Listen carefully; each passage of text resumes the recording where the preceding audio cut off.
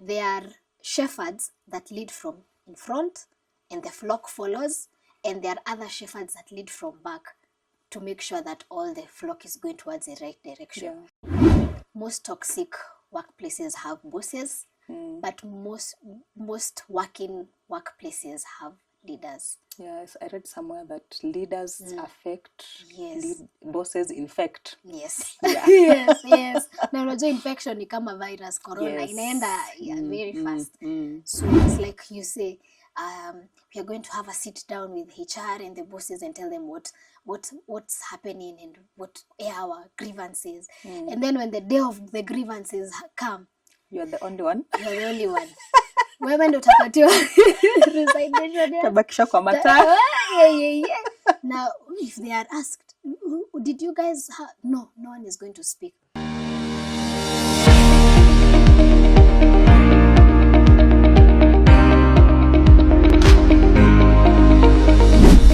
This is Workplace Conversations with Rosalind and Dika.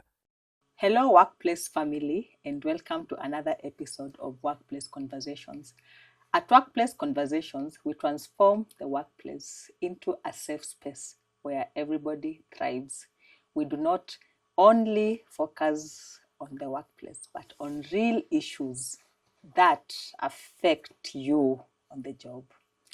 And today, we want to talk about a topic that many people shy from talking about it, probably because of the impact it brings on the employer or the employee. And to help us unpack this topic, we have a guest in the studio that I will allow her to introduce herself. Karibu. Asante sana. My name is Joyce Nyawira Karimi. I am a lawyer by profession, but above that, I am a founder and CEO of an organization called Mazingira Green Hub, which is a youth-led community-based organization that does a lot of tree planting, eco-education in schools, mentorship, and etc.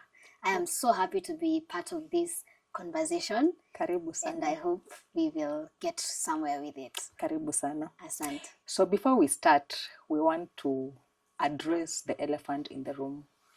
So, is silence a survival tactic in going through a toxic workplace? Silence, I'd say, is the biggest coping mechanism, especially in a very toxic work environment, because silence is bred by the time that you talk out or speak out and you feel like you're judged and no one is listening, you resort to silence. Some of it is because you know this is a place that pays my bills, I have school fees, I have whatever, so I just need to keep silent because I need to have the paycheck at the end of the month. So you resort to silence as a coping mechanism, not because you want, it's just because that's what you can do. Okay, so Joyce, what would you define now? How would you describe what is a toxic workplace? Because a lot of people say we are in a toxic workplace, this place is so toxic. What is really a toxic workplace? Essentially a toxic workplace, even let's split it. There's a toxic part and there's a workplace part. Toxic in its essence is something negative, something that is continuously piled up and pent up. So it is more of a culture that has been built over time, where it's filled with negativity. Now you translate this toxicity in a workplace. They say, you'd say your partner is a toxic partner because they have hurt you in so many ways. Yes. So in this context, it's a workplace. So this can translate with working with a boss that is always maybe shouting at you, never appreciates you in any way, and you start feeling like you are not appreciated in that particular place, and it translates over time to you feeling like you're being burnt out. You don't even want to show up in that workplace. So toxic workplace for me is a culture of chronic stress to some extent. But I always feel like, because I'm constantly at the workplace, sometimes I would be fatigued. I'm feeling like I have a burnout, and then I would carelessly use the word toxic because of what I'm feeling, the burnout. Could it be what people say is toxic is just probably maybe fatigue? You are fatigued, or I think it's really essential to know that a workplace is supposed to challenge you. It should stretch you, but it should not break you. A workplace should not break you. Now that's breaking you. When you reach to a point where you're snapping, that's when you know it's now toxic. When you talk about burnout, it's okay. You can feel tired, but what kind of mechanisms do you adopt to even handle that? So in essence, what I mean is you can experience the tiredness and everything, but it should not be the one that is piled up, because now when it's piled enough, there's no reward in burning out, to be honest. When you feel you're tired, that's why in even the contractual agreements, you are entitled to a leave, you are entitled to a sick leave, because your body is not a machine. At some point needs rest. But now the bosses that call you even at midnight to deliver on an assignment, they don't even care about your work-life balance. So that's what I'd say. There's a really different thing. So can a workplace be toxic and still be great? Of course, a workplace can be toxic and be great. How many stories have you heard of people? I was recently watching someone's story on TikTok, and they were saying how they were anticipating to work on a certain big organization with big branding, every girl's or everybody's dream. And she was saying the way when she got to that place, she felt the culture shock. The culture shock was immense. When you go to the boardrooms or when you're having the conferences, people are like, yes, this is the time of young people to shine. We are going to empower them. And then when it comes to the action part of it, you realize there are so many structures, so many hierarchies that you need to break. There are old men and women that sit and make the decisions. I have that experience. If you have ever worked in government. And it is very, and it's very draining, and especially for us young people, let's say Gen Zs who are just entering the job market, with the technology, with the type of learning that we have coped or adopted is not what the zillennials or millennials and baby boomers were used to. We are in a totally different world. Now you come and you find the person who is there is like a Gen X who has, this is how things have to be done, very rigid. So bureaucracies. Yes, bureaucracies. And as we really look forward to doing the results, how you get there, please leave it to us. So now you start feeling like the energy is being sucked out of you, and it's just so bad. Hey, I can imagine. Hey, I was in a toxic workplace. I thank God I left that place because it was toxic. Sigh of relief, it was toxic, and I thank God I left that place. So Joyce, how does staying in a toxic workplace environment affect an employee over time? Because as you've said, a lot of people will resort to silence just to keep the job because they have bills to pay at the end of the month. But this, for me, my toxic workplace, I was there for 3 years, and the 3 years were hell. So I can imagine a person who has been in the same workplace for 10 years just putting up with this toxicity. So over time, how does it affect? You said that, and us and the generation for TikToks, I was seeing another day, and they were saying, when you are so exposed to a toxic workplace, you adopt to that toxicity. To an extent, when you go to a workplace that is enabling and it's very nice for you, you start feeling suspecting. Am I in the right place? Because somehow because you're being treated well. Yes, because your coping mechanism had gotten used to the toxicity out of necessity. Remember, human beings are created essentially as survival for the fittest. You have to survive. So you had the survival mode on. Now you come and work to a place that people don't shout. Then now that's when you start realizing, even I love Mondays, and it's not Monday, you don't have Monday blues. It's that other place. So what I'm saying essentially is it translates to even you. You start changing who you are, and you start, now what that does is it doesn't just affect you. If you're a mother, it's going to affect your family and your children and even friends, because you're always under pressure of something. Then you start hearing people saying, we no longer see Rosalind in our meetups. She changed. She's now very rude. But you had to become rude because that's what you're exposed to on a daily. Yeah. Essentially, your workplace is like your home. Yeah, because you spend more hours there. Yes, it's your home because you spend more hours. It's like home is you just go and sleep, and then weekend is just one day of washing clothes for the next week. Yes. You get to work. So entirely your workplace is your home. Yeah. So imagine your home is like that. What do you do? It's like being in a very toxic marriage. Yeah, even if you watch my previous video where I was talking about my experience in the toxic workplace, you'd actually, there's a part I said, the toxic workplace actually affected me, my character. I had to stoop so low. I became so rude. I started bleeding on people that didn't hurt me. I became irritable. I became so many things that I wasn't, and I used to wonder, how did I get here? How did I get here? Yeah. So now I understand. Now that you're saying, so have you had someone or know someone who has had a toxic first-hand experience in toxicity, and maybe what did it look like?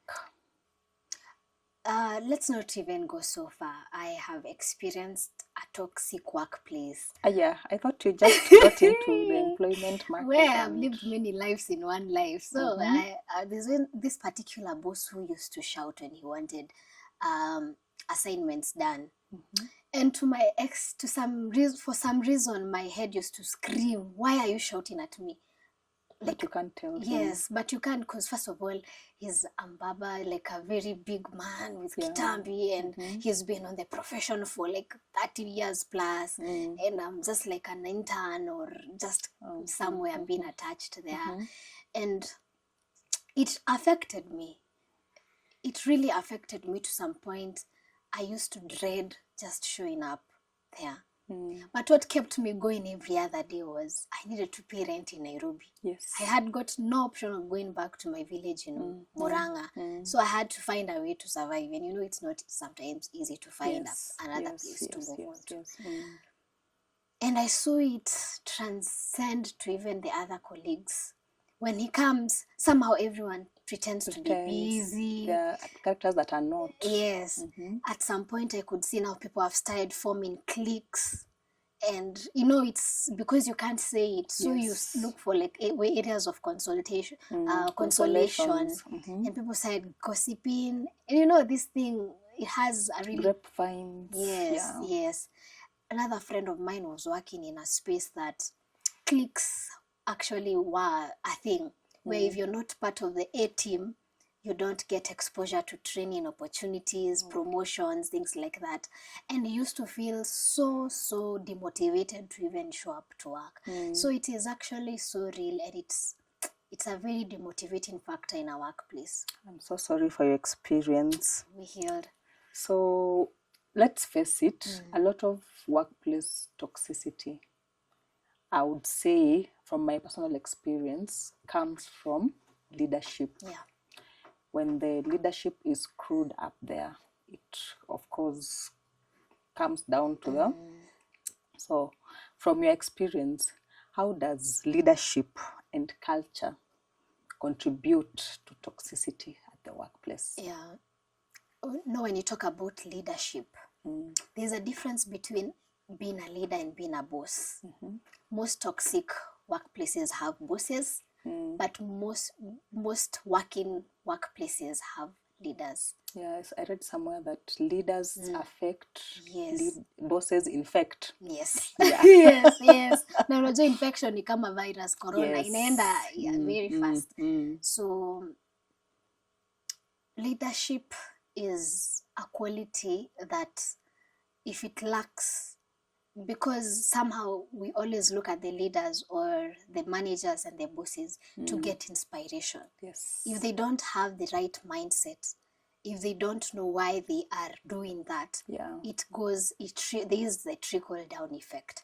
That's why good HRs are very, very strategic in who they hire and who they don't hire.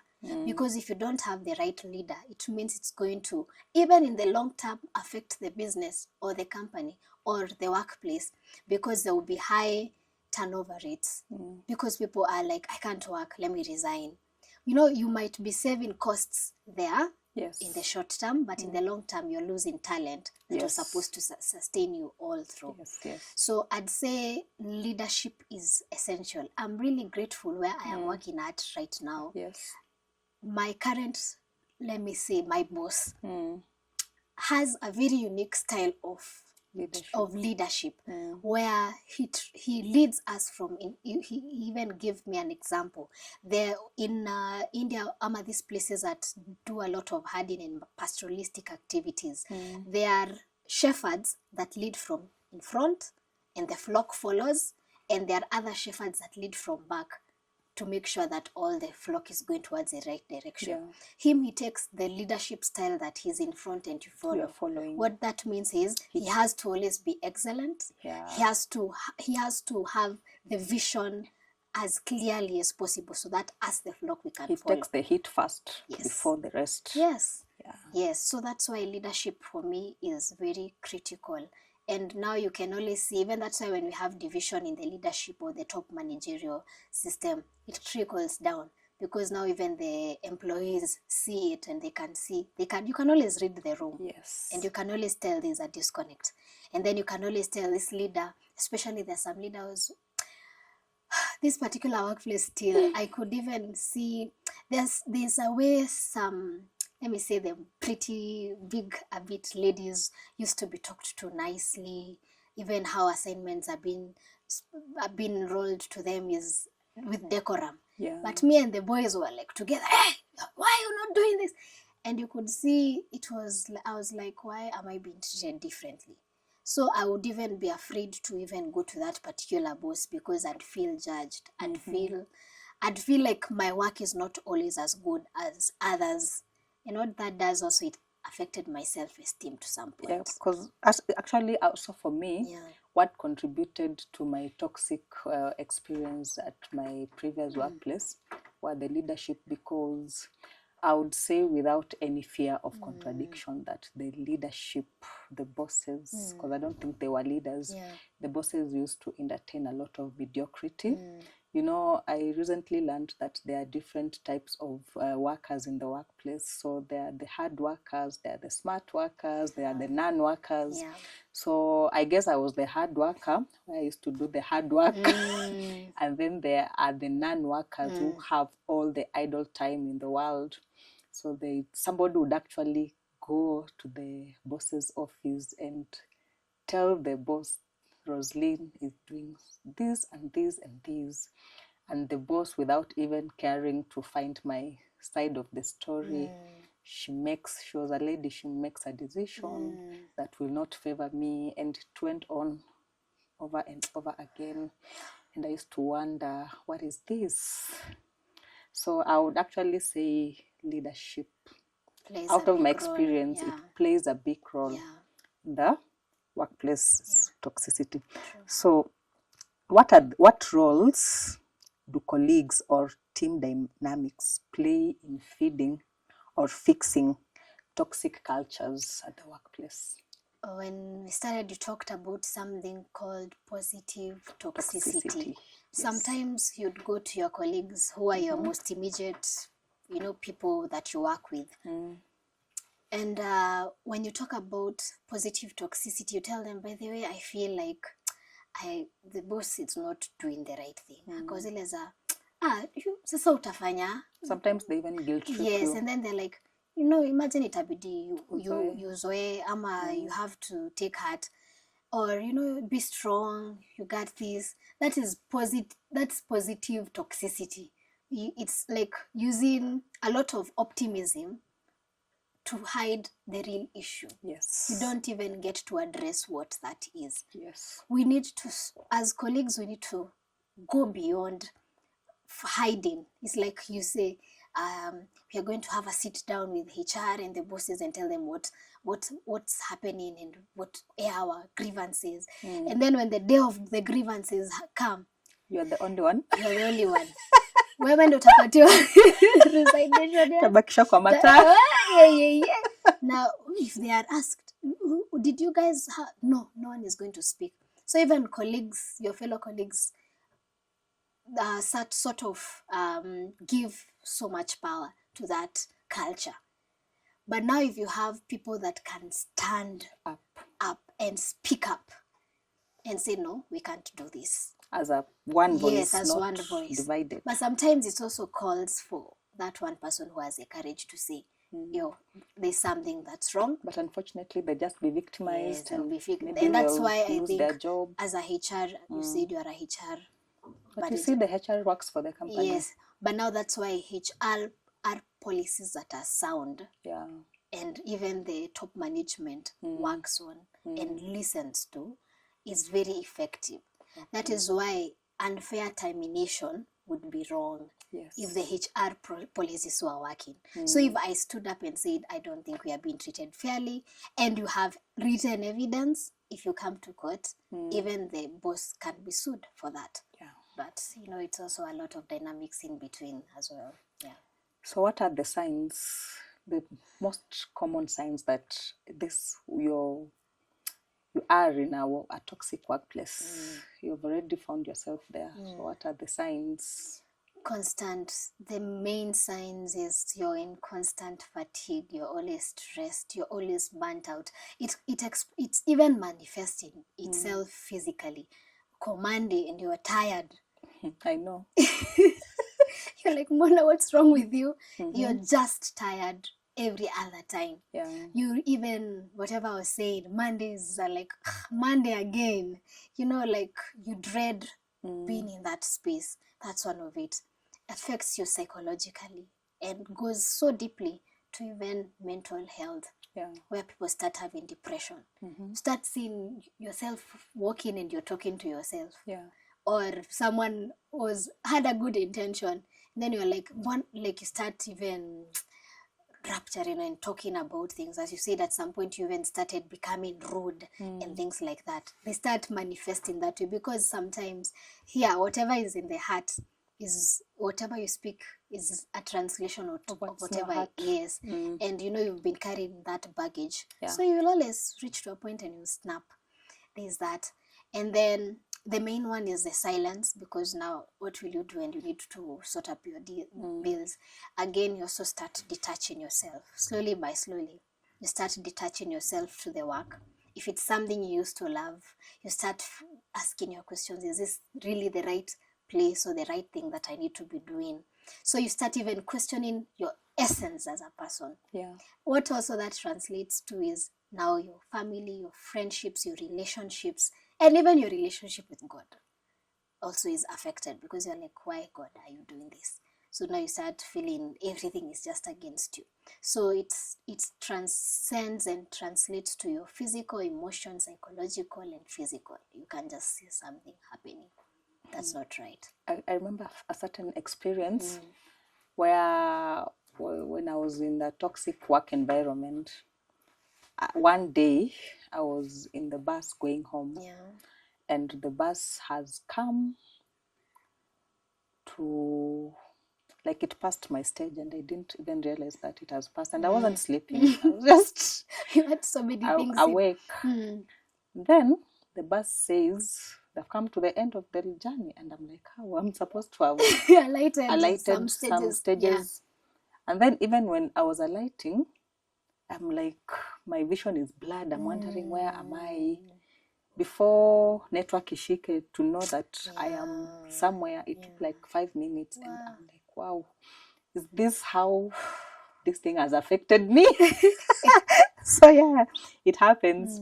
So Joyce, when you find yourself in a toxic workplace, and as you've said, jobs are not easy to find, so you have to put up to survival.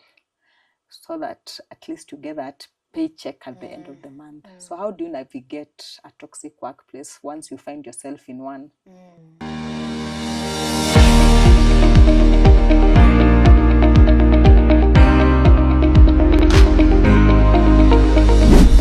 This is Workplace Conversations with Rosalind and Dika.